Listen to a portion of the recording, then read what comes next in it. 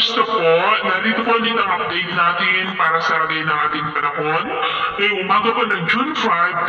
2024 na kung saan sa ngayon ay wala pong anumang sama ng panahon sa loob at labas po ng ating area of responsibility, pero may sure line of frontal system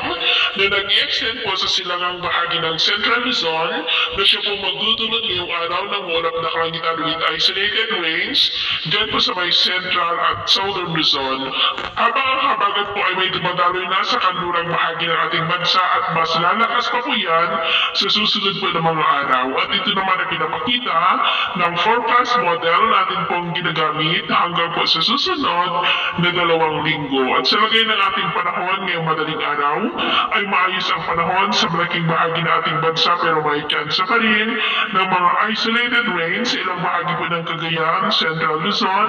Calabarzon, Mimaropa, Bicol Region, Panay Island, Negros, Cebu, Bohol, ilang bahagi ng Leyte, Zamboanga Peninsula, Northern Mindanao, Caraga, Davao Region at Socorro. At mamaya ay sisikat pong araw sa malaking bahagi ng ating bansa, pero may chance pa rin ng maulang na kalangitan with isolated rains sa ilang bahagi po ng Cagayan, Central Luzon, Calabarzon, Bicol Region, Mimaropa, ilang bahagi ng Kabisayaan at Mindanao. At mamayang hapon, mas mataas muli ang chance ng mga isolated rains sa malaking bahagi po ng ating bansa at posibleng malalakas na ulan mamayang hapon, kaya mag-ingat po tayo sa posibleng banda po ng mga pagbaha at pagguho ng lupa.